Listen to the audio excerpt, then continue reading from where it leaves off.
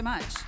And if the panel can come up, that would be amazing. Maybe Claudia, you can come first. And thank you so much for sticking with us through the evening program. We were taking bets earlier about how full the house would be, so we do appreciate that, Claudia and Julie. And we're not going to do sort of the full intros, but just as a quick reminder, because you have the bios in the program, we have Claudia Plattner, who is president of BSI. We have Julie Teigland, who is the CEO for EMEIA at EY. We have Siggy Russwurm, I'm sorry about that, who's president of BDI.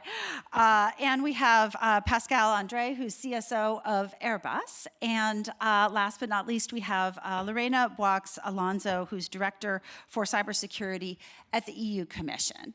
And as we were discussing earlier, this is truly the cyber conundrum. So we're just going to solve in the next 50 minutes whether or not regulation is good or bad.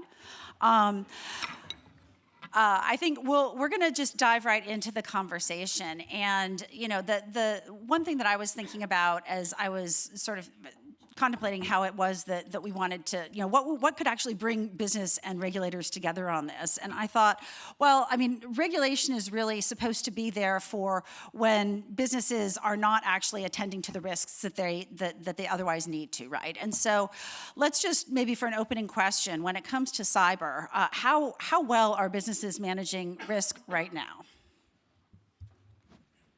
Since you looked at me, I guess that means I need to start. We'll just go down the line for the first one. Perfect. Yeah, happy to do so. So it depends, really. So we have quite a few businesses who are in a pretty good spot. So amongst them are, for example, companies that are big enough to be able to worry about cybersecurity and allocate the right kind of resources and the right kind of attention to it. So they're in a good category. Banks are usually in a pretty good category. They've been regulated since forever. And as one person said to me, well, they know how to calculate, so they do know that it pays. And in addition to that, some of the critical infrastructure areas were also pretty well off for the simple reason that they are also suffering, if you will, from regulation, meaning they're used to it. They do know that it's important, that they're accustomed to the idea. Whereas, in particular in Germany, but I guess all over Europe, we see a lot of small and medium-sized companies that we're really worried about. So in that case, it's really just way too easy to attack them, and this is the huge mess that we have to tackle and that we have to address. Great, Julie. We'll just go down the line on the first one. So I think really, really well said and well framed. I would take a little bit of a different perspective if I could. I would ask why we need regulation and what we're looking for with regulation. If you look at it, there are 3 spheres of influence that regulation needs to tackle.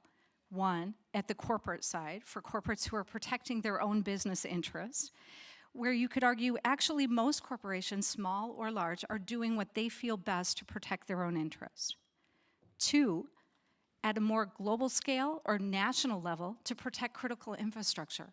And some would argue actually that's not even the job of corporates to do. That's the job of government to do, to protect critical infrastructure.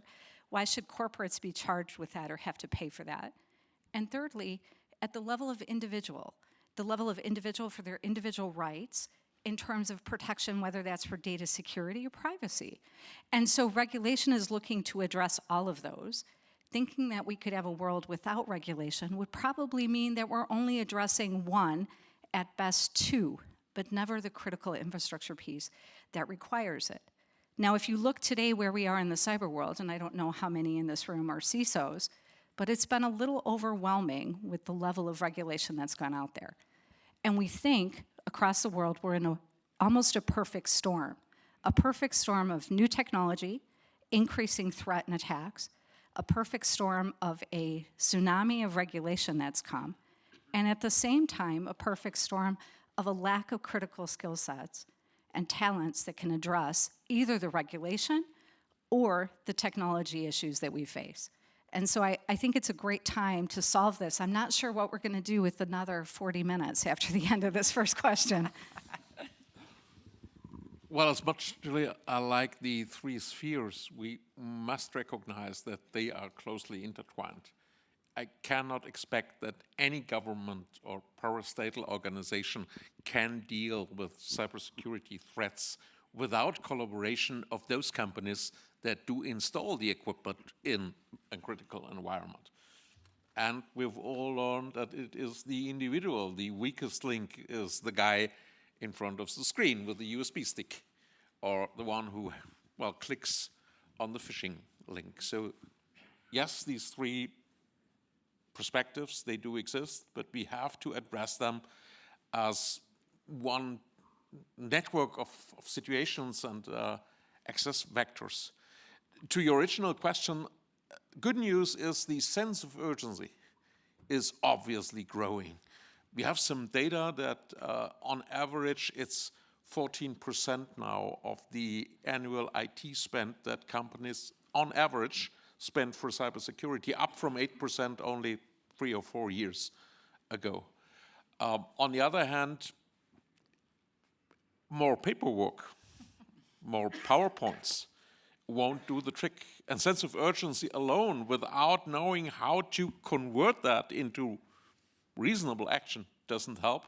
So if we see regulation less as, well, I do my duties, I tick the box to cover my back, rather than it can be a helpful guideline towards doing things right, we would be better off. So my strong suggestion is to adjust regulation towards this. It's a help for business and for individuals, rather than it's this tick in the box and cover my back.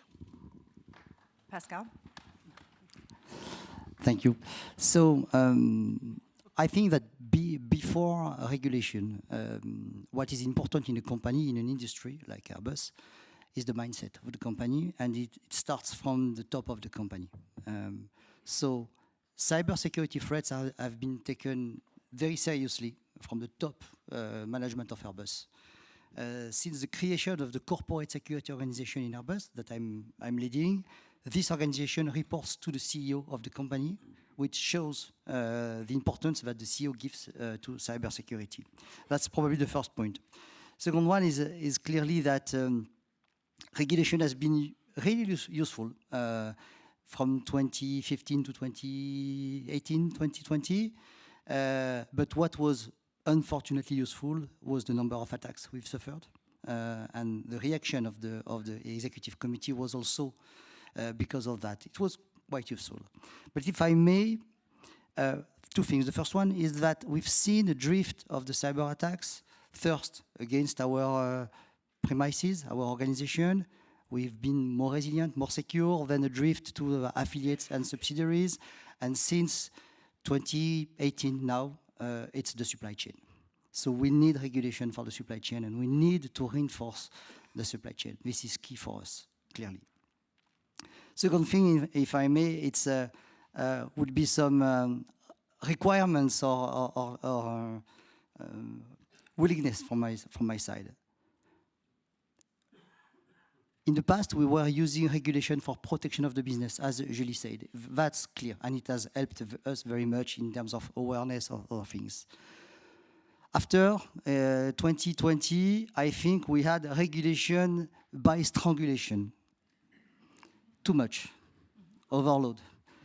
For a company like Airbus, present in more than 90 countries in the world, we need to be compliant with all the national security laws, the extraterritorial laws sometimes from US. So even in Europe, the NIS, we discussed that with Lorena many times, but it's fine. It's absolutely necessary. But I would have dreamed of a NIS, which is a regulation, not a directive. And that's important to be said, because now it's cascaded into 27 states in Europe, and we have to be compliant with the 27th one because Airbus is in the 27 countries almost. So, and then avoid regulation by hindrance, like we are doing with artificial intelligence today. Don't break or don't limit innovation. It's important. We cannot regulate something which is not clear enough, with no strategy, with no cybersecurity strategy or artificial intelligence strategy. We need to framework the artificial intelligence, but please don't break innovation. So Lorena, how are businesses doing? Or are you breaking innovation? No, I don't know. here comes the regulator. So I don't know if I will need a bodyguard to leave this room. Please be gentle. I think I'm going to agree with most of you, or all of you, because I think there is no black or white. You started asking who is best in class, and indeed, I will agree with Claudia. You have a number of sectors that are best in class, financial sector, you have the critical infrastructures, but I also agree with you that that's not enough, because you can have the most secure critical infrastructure, that if you don't protect the supply chain, then what? And here comes then the need to regulate parts that were not. And this is how we were moving from NIS 1 to NIS 2 to then jump to protecting the supply chain. And here I would say, I think we didn't have the choice but to regulate. Why? Because there is a real market failure. Products with digital elements and software will never be put on the market just as a beauty product super secure. Why? Because today the cost, if there's a problem, is in the user, not in the producer. Also because the users don't have, unfortunately, the knowledge to value sufficiently a more expensive product. They don't know what is this of cybersecurity. They will not pay more for it. And also because the products need to be put on the market so quickly that, so I think this was a typical example of market failure where there was a need to regulate, and this is how came the Cyber Resilience Act. Now, a different thing is how to regulate. You can regulate in a way that is painful and kills innovation, and you can regulate in a way that forces you somehow or triggers the cooperation with industry. That's, I don't know if we manage, but that's what we tried to do with the Cyber Resilience Act and even with the AI Act, which is to regulate at the level of principles and then send to standardization, where of course you will need to work with industry to see what's the best way to comply. So I think it's not only about regulate or not, it's about how to regulate. I'll leave it there for the moment. Oh, I think that's a great point. So let's talk a little bit about what good regulation looks like. Siggy, you were saying it's not check the box. So if you were going to describe your preferred or ideal approach to regulation, what would it look like? Well, I think the magic trick is really collaboration. I don't think that any concept that puts the burden just on one participant of this complex game will do the trick. And here, with all due disrespect, if we want to safeguard each and every ignorant that uses a piece of software without knowing what he or she does, then we strangle ourselves. There will be no innovation. So transparency about that, transparency about risks, this is what you have to have in mind. This is brand new technology. Be careful, there are some risks in that. If you use that, this, in the application, is your responsibility. This is what the supplier of the basic technology is guaranteeing for, and we make sure, from a regulatory perspective, that you can rely on that we are in the game.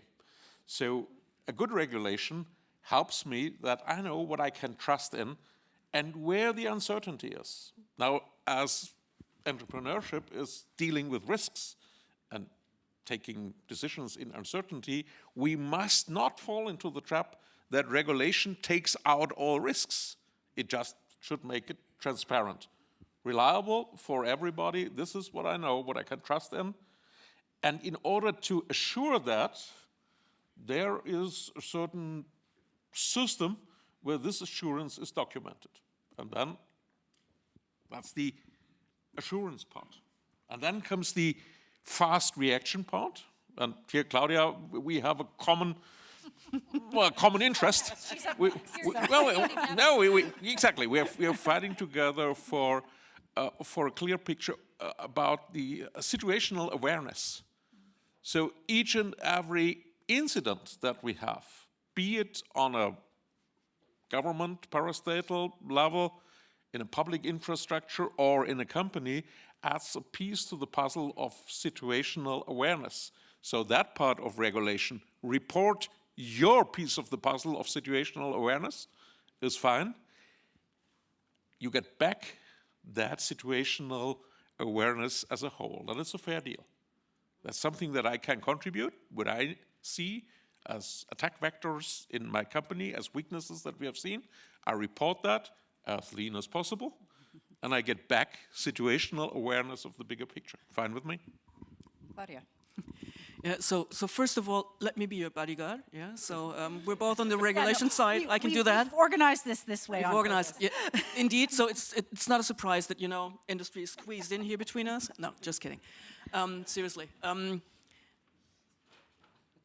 I like to think that if everyone knew, every decision maker in companies or institutions knew what I know, and I'm not particularly smart about this, so this is not about me. But if they knew what a good CISO knows about cybersecurity and the risks involved, we would not need a regulation. But I don't think that's the case. So, and this is some vital issue that the regulation that we have here is addressing. And in my opinion, yeah, I'm surprised I'm saying that, but in my opinion, this regulation is definitely necessary to make sure that we close this gap in knowledge and in necessary action taking. So therefore, I am in favor of it, but I'm also very much in favor of what you've just said, Ziggy, which is we need to make sure that entrepreneurs can take on the responsibility and make decisions for themselves. I mean, that's what they're being paid for, right? That also means, I mean, we've discussed this beforehand, in NIS 2, there is a risk-based approach, and we need to make use of that. There are a few things involved. First of all, we have to make sure that the people who do take risks can assess them properly. That's a necessity, otherwise it's not going to work. This is the first thing we have to work on, so that's very much about communication, cooperation, and culture. And the other thing is, for some of the things where we're currently checking boxes, and trust me, I do know how painful this is. I've been doing this for 20 years, and it's no fun at all.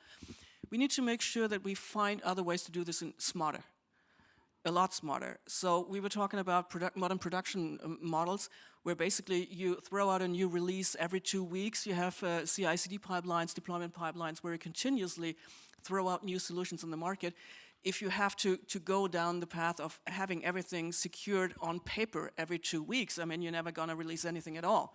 So this is not going to work. We have to find smarter ways to do this. This also means that on the side of the ones who check it, on the auditor side, on the regulator side, we have to be smarter about modern production models as well. That's going to take us a while, but if we tackle this together, I'm quite sure we can get there. So. That's great. That's really helpful. And I love to discuss with regulators who have a clue about what they are regulating. We have some. Which is why we have this particular panel put together. Pascal and Julie, I'd love to hear any thoughts you have on that particular question, but also how are your boards thinking about regulation right now? Maybe start with Pascal. The board of directors, you mean? The board.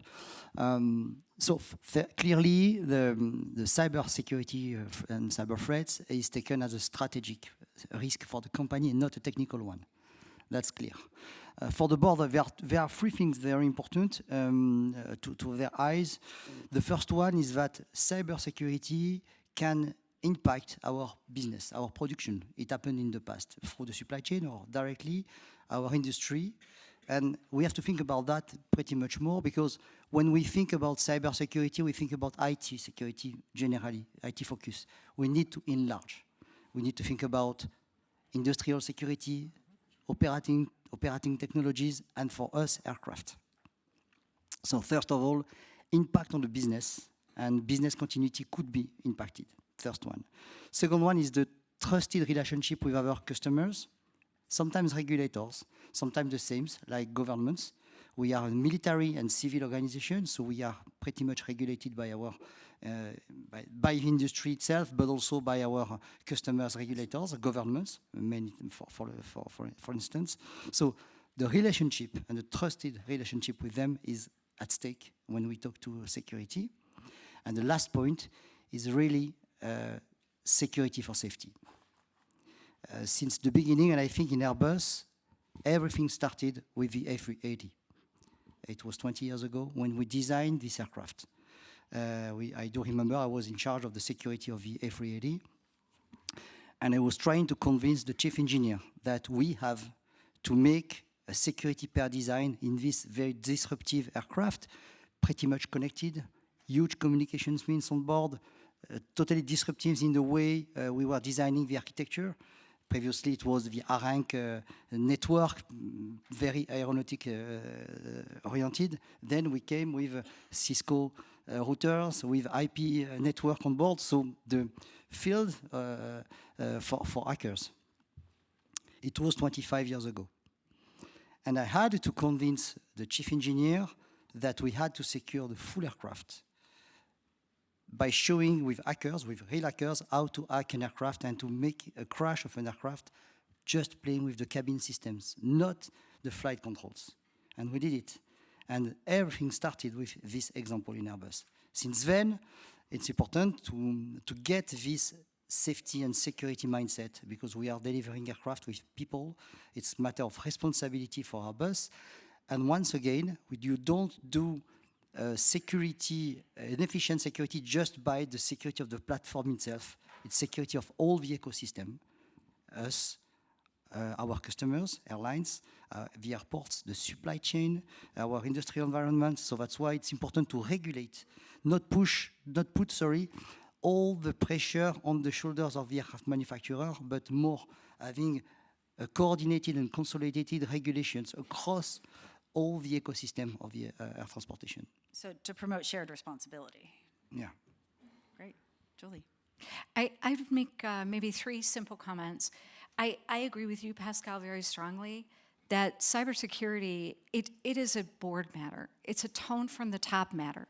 And it's a tone from the top matter because it impacts the financial, the reputational, the operational, and the legal status of a company. There is no higher matter, frankly, that the boards need to be concerned about. And as Pascal said, actually the failures that we see are cultural. It's a mindset failure in terms of looking at quality and risk together. So that's the first comment. This is tone from the top. The boards need to address it. Now, what do they need to be addressing? Is really making sure that they've given the right tone, set the right strategy and risk policies, and they work on verifying that and following up as to how compliant they are. Now, I've been listening to the panel, I think all really great comments, and I would say I agree with the statement that we need regulation. I would agree that there's a huge opportunity here. And Claudia, you mentioned one of the huge opportunities that I want to mention, and you've mentioned the other. First, technology. We've got to get away from checking the code with a check-the-box mentality, as Ziggy said. The value that's provided in auditing and looking at compliance and certification and assurance needs to be value add and not a tick-the-box mentality. Technology, we're not there yet, but it's coming. It's going to give us a methodology of how to do this quicker, simpler, faster, and more transparent. Number 2, I mentioned that there's been this tsunami of regulation out there. What hasn't come, and where I see the big opportunity, is working together, collaborating again, to define the implementation of how that regulation actually gets put in process. And here I think, to be honest, the sky's the limit. You asked how regulation should look. I hope it's simple, understandable, with clear framework and escalation possibilities. If we can get those couple of things, which hopefully is not too long of a shopping list, as we look at implementation, we'll make that regulation a success. So Lorena and Claudia, is that what we have? Listen, I have Not yet. we are getting there. I have too many comments now. You mentioned so interesting, so many interesting things, and it's all linked to implementation now. So because in a way, as I was saying before, and I think it had been said here, it depends very much on the way we regulate. We were discussing before the issue of taking a risk-based approach. But taking a risk-based approach means also that companies need to be responsible, need to be able and do this risk assessment in a proper way. And this is what we are trying to do in our latest regulatory pieces of legislation, whether it's NIS2 or it's CRA, risk-based approach, even self-assessment, because the majority of the products covered by the Cyber Resilience Act is self-assessment. So in a way, we are really putting the responsibility on the companies. We are also, when it's necessary, excluding micro companies, SMEs, if it has to be. Now, when we are in this type of systems, of course, implementation is challenging because we are leaving a lot of responsibility to the company. So I think that I'm often asked, so what are you going to regulate next now that, and my answer is I really hope that I will be allowed to consecrate the next years to implementation, because this is absolutely necessary. It's extremely challenging, and we know, but it's challenging not only for industry, it's extremely challenging for public administrations. Mm-hmm. Yeah. I mean, the cybersecurity agencies, I know they are, it's a challenge for them. I was going to say they are struggling, that would not be nice, no. But okay, we are struggling. That I can say because it's me. I mean, we need to do plenty of guidance, implementing acts precisely to help industry and public administration to comply. So I think the years to come are going to be very, very tough, also because we will have all the standardization process. We are launching plenty of standardization requests now. And this is a lot of work, but it's with the objective, of course, to support and help implementation. So that's what I wanted to say now. Claudia? Will you still kill me with this respect, or? Absolutely. Oh, okay. Absolutely. I still need you, Claudia. The more, as you mentioned, one very important topic, it does not help to differentiate between companies and public users, as the threat is the same, the risk is the same. We should have smart rules, but they apply for all users, irrespectively. Second surprise for you, I do argue for European regulation. Good European regulation that is ready. Sorry, whenever I read the word directive, it is not one regulation, but 28. One on EU level and 27 in the countries. Every now and then, we Germans then allowed to have 16 in 16 regions, not to be multiplies, not to have too many scale effects. So yes, the dream would be get the smartest brains together on a European level and try to hammer out the best, most efficient, most innovation open, and most competitive on a global scale regulation and apply it for 27 countries. What a relief for those companies that are active in more than one country. And once we have done that for Europe, we may find a TTC with our American friends, and well, maybe at one point in time, we even can hammer out a transatlantic common regulation for that. But let's start in Europe. That's ambitious. And let's stop this. We made a directive, and then we make 27 implementation. So, Lorena, why don't you speak to the 27 implementations, and then Claudia, please speak to Yeah, because I haven't given up hope yet that we're not going to get there. So I want to put a little pressure, because I think what Ziggy said is absolutely right. Do you see a chance to say we're going to unify in the implementation? Mm-hmm. Okay, so first of all, just to clarify that public administrations are covered by NIS2, so they are subject to exactly the same obligations as companies. That's one of the big things that we added in the revision of NIS, because they are, with the health sector, the most targeted. Public administration, health sector, I mean, we were talking about first and worst in class, sorry. And I am public administration, so we are also regulated by the Commission. We have also kind of NIS2 obligations on us. So regulation directive, Cyber Resilience Act is a regulation, so just to reassure you. It's true that NIS2, I mean, I would have loved this to be a regulation, but okay, it didn't work. But we got a directive that is so close to a regulation that sometimes I call it the NIS2 regulation, but then I say, no, it's a directive. So I think that the NIS3 certainly will be a regulation, I'm sure. On the TTC, and this is a very important point, because from the moment we regulate here or they regulate there, we need to work together. This is, I mean, there's no way out, and this is what we are doing. And I must say, this is something that has accelerated in the last 3 years, I would say. It's not because I was appointed 3 years ago, but because it happened to be that way, that we are working extremely closely with the colleagues from the US, but not only in what I used to call blah, blah. We are talking... That's a technical term, right? It is a technical term. We are talking concrete. I mean, just 2 weeks ago, we had Andrei, who was here before, signing an action plan together with the Commission, DigiConnect, to precisely converge on the implementation on our side of the Cyber Resilience Act and on the US side on the trustmark labeling system. And this is concrete. Okay, let's identify taxonomy, let's identify standards, and let's work together. So this is concrete. And I say US, but of course, we will need to do it with all like-minded countries. We talked to the colleagues from Japan that were there in the room as well. They are there.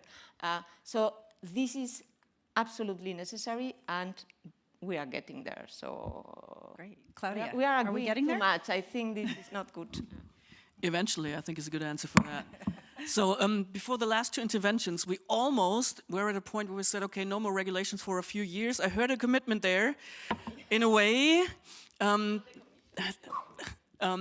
allows us to really go about the implementation of the existing or immediate regulations properly, and it needs to be done properly.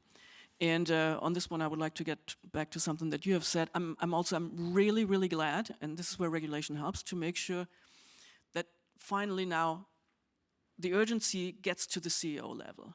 And whether that's in a public institution, whether not called CEOs, but have other titles, but nonetheless same job, or in enterprises, it needs to be there. So this is the first pillar of our strategy at the BSI. Make sure that it gets on the agenda, like every day. So I'm fully with you on that one. This needs to happen because someone needs to take action. Usually that person is the CISO and the CIO together with the CIO, but they need to have the backing for this. And they need to, sorry to say that, to really allocate the right kind of funds. And we have some people here, so quite a few of them I do know. You have the insights. You can attest to the fact that, well, it's just too easy to just attack a company or an institution. It's just so easy. And coming back to something that you said in the beginning, you would always expect a house owner to close his or her door, right? And police would not prevent any criminals from entering a house because they would be busy and way too busy. They cannot do this. So this is not something that the public institutions can do for you. It has to be done by the enterprises, by the institutions. You have to take care of that responsibility. That's within your realm and within your responsibility. That's not a public thing. And the power to do so can only exist in those organizations. It cannot be on the state side. And here I do see a movement, and I think this is good. And when it comes to regulation, being smart about it, as I said, we're very open to this, but it will take some time. So let's sit down together and get this done. We've just spent the whole morning, we had a directors meeting here, so me and quite a few other colleagues who are still here in the audience. So we're all in the same boat. And the key topic we've been talking about all morning is about how do we harmonize NIS2 across Europe? Because we are aware that this is a problem. This is a huge problem. We need to make sure that indeed we get a certain level of harmonization right, and we make sure that this becomes easier for the companies, for the organizations, for the enterprises, because we need to make sure that we're not stifling digitalization or innovation and all of that. But it's going to be something we will have to do together. So sorry to say, it's not going to work without the proper investments. They will have to happen because, as I said, it's just too easy for the attackers right now. May I offer an indicator? If you enter into a company, have a look at where the CIO IT organization is shown on the org chart. In many companies, you see that as a common service. If then the CISO is understood as a service, he makes or she a recommendation, and I can put that in my agenda on whatever level of priority, you're screwed. So CEO topic also means if this is recognized as necessary, sorry, there is no choice. And as much as you want to have a bottom-up agile organization, if the CISO says we're gonna upgrade all systems on that level, this is not voluntary, this is not optional. And I've seen too many companies where, with good intentions, the IT infrastructure was shown as a service. And service mindset for an IT organization is, in some aspects, So 90s. a good sin. But again, it's so 90s. It's so 90s. But this, Ziggy, I think this is one thing I think we've got to say is a good result of the regulation. Raising it to the level of actually even above the CEO, it's sitting at the board because it impacts all of those responsibilities. It should make it easier to demand that there is budget allocation, that there is oversight. And I come back to something that you said, and Claudia, you said as well. I think we need to understand that it is a risk assessment, a risk assessment around financial, reputational, operational, and legal components with the outcomes to drive that decision. It's not a budgetary question. And I think the regulation actually, if we frame it in that way, it will help because it gives the CISO more teeth and it elevates the position to what it should be, which is top of mind at the CEO and at the board level in terms of how companies are run. That's a positive. Pascal, has regulation given you more budget? I would dream about that. Not really, but I cannot. I have to say that I'm happy in Airbus for that because, first of all, I have the full support from the CEO since the beginning. I'm the only function that crossed the COVID period still growing. All the functions in Airbus, all of them, each of them, have been challenged in terms of resources, people, and money, and budget. I was the only one still growing. The team was about 120 people before COVID. We are 400 people today in the corporate security organization, 1,000 people worldwide. But I remember you that I encompass all security matters, and physical security, fire brigades, the crisis management, the business continuity plan, and so on. So Pascal's hiring is what he's saying. Yes, a little bit, yeah, of course. Good. But this is important. So once again, full support from the CEO. In 2023, security became the fifth pillar of Airbus because since 30 years, since the existence of Airbus, we had 4 major pillars: integrity, safety, quality, transparency, and compliance, And security became the fifth pillar in 2023, thanks to this new organization that is encompassing all security assets, protections, all security threats in the company. This has given a real spotlight on security. The fact also that security reports to the CEO, that gives a lot of independence. I'm not dependent of anyone else. I have the capability to make audit anywhere in the company when I want, which is also important. And the CISO reports to me, not to the CIO of the company. Previously was reporting to the CIO, and when the CIO was engaging a huge initiative on the digitalization of the company, all the budget was going to the digital world, and nothing for the CISO. Now CISO is part of my organization, it's a dedicated budget, and I'm fully independent. Pascal, I think we are all agreeing that unfortunately that's not the norm in industry. And should be. I fully agree. It should be. It should be. I'm reassured, by the way, because I would not take a plane to go back if this were not the case for Airbus, but unfortunately we all know that that's not the standard. Unfortunately, and as I take every occasion to sell our regulation, just to remind that in NIS 2, we precisely introduce this angle that management should be responsible of compliance. So that's a big change that we also felt was necessary, because unfortunately, not everybody is as best in class as Airbus. No, but I think it's best in class. We don't claim to be the best in class, but what we've seen is that that organization works. And we have seen efficiency. We have a 3-layer strategy, which is quite simple. The first one is protection of the company and all our assets. This is the core of my business. This is my mission. This is the objectives that the CEO gave to me. Second one is to ensure trusted relationship with our major stakeholders. Governments, I see Alex Carmola in the room, in charge of selling activities to different governments. That's very important to show that Airbus is quite mature in terms of cybersecurity. Same for Airbus Protect. We are selling services outside, so we have to show that we are really mature on that project. And the last layer is everything we sell outside. Our product or our services has to be at the top level in terms of cybersecurity. And this is important. Well, this is, oh, go ahead. Companies now typically have a chain of command. So if you make that a board matter or a CEO matter, it increases the probability that this trickles down. Otherwise, you have other problem. My worries about the governmental and parastatal aspects is there is no chain of command.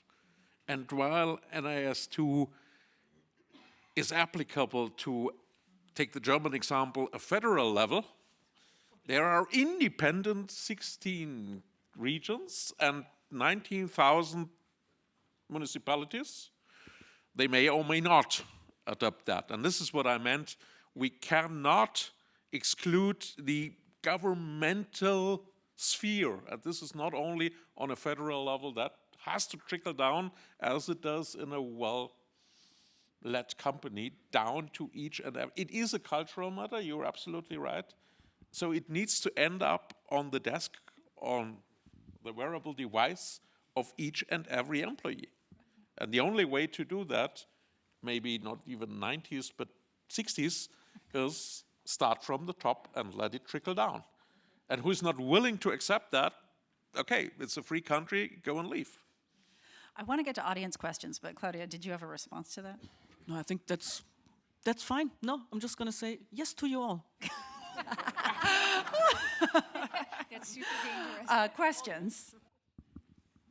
Yes. I don't know if there's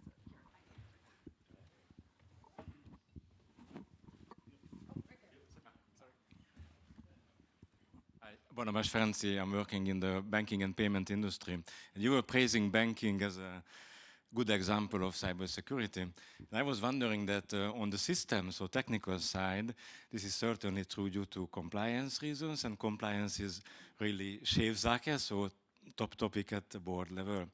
However, if I look at the emerging threats on fraud, which are actually attacking the human element, so social fraud, phishing, these kind of things, I'm wondering whether the current framework of European regulation, which puts a lot of pressure on the consumer to close the door, like you said, of the house, to do the authentication the right way, is it something that we can maintain for the future when we have deep fakes and we have reasons that you open your door of your house but you think it's closed? So will there be a shift in regulation that recognizes the fact that the consumer can be tricked into doing things that are, you know, opening the door? How do you regulate that? Oh man, first of all, there's going to be a panel tomorrow about banking and cyber, so I can highly recommend that. And they know more about it than I do, so quite sure you get some answers there.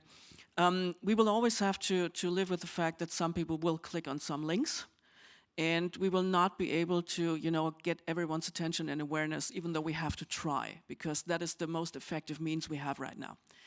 Nonetheless, in the midterm and in the long term, we have to make sure that for this one, we don't rely on regulation. We have to find means to protect the people. And this is, in my opinion, something that needs to be done up to a certain degree by technology. So in the panel before that, it was about AI, it was about authenticating the authentic, identifying the fake and all of that. So those are things we need. We also need to make sure that we have secured communication channels in which I can see who I'm talking to. So if I don't know, my bank is sending me a short message or whatever, I want to be sure that this is really my bank I'm talking to. And the same for phishing when it comes to websites and stuff. So I don't think here we really need to look into how can we protect the people better. What can we do from the technology side? And it will not just depend on technology in the sense that we have the right technology, but we have to get it into distribution. So there's a lot of work ahead of for us, but I don't think this is a regulation matter as far as I'm concerned right now. I would just jump in and agree.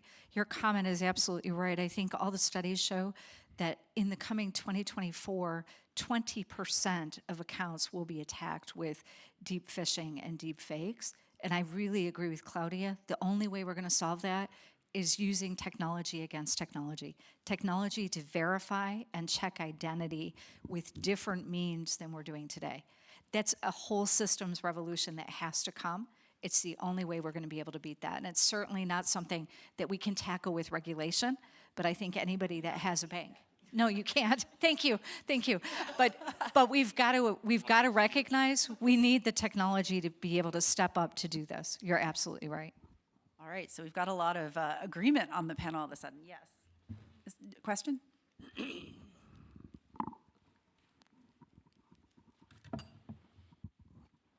Thank you very much.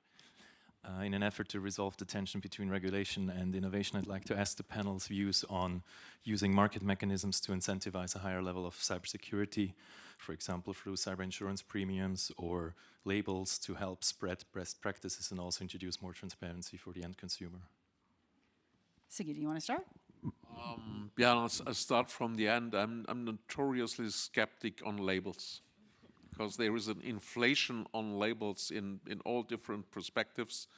I do accept and very much appreciate the idea of putting the pressure of the market on the risk perspective.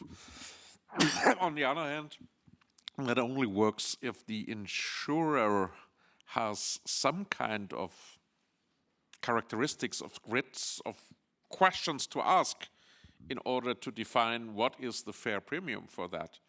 And well, whether you regulate then the insurance industry or the originator may both have its ups and downs, don't get me wrong. I'm not opposing that idea, but one thing is crystal clear: if you make that an insurable topic, it will be subject to regulation. And it has to be, Lorena or Claudia, does one of you want the last word on that particular one? No, I agree. So you're also taking the easy way out, huh? All right, so we do have a label, so I have to say there is one. And we're trying to use that indeed. For example, we're trying to make sure that this is that companies adopt that so that we can provide more transparency to the users.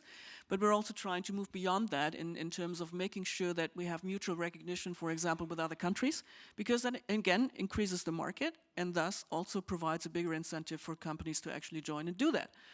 So, but those are things that we have to tackle all together as well. For example, with the CRA, the Cyber Resilience Act, another piece of regulation that really aims at the vendor's responsibility for providing products that are cyber secure by design and have a life cycle and all. So there's lots and lots of work to be done. Those mechanisms will help, and yes, we're trying to tackle into them as much as we can as well. Mm-hmm. Yeah, no, I was going to say that, of course, there is a label that we really love, which is the CE mark.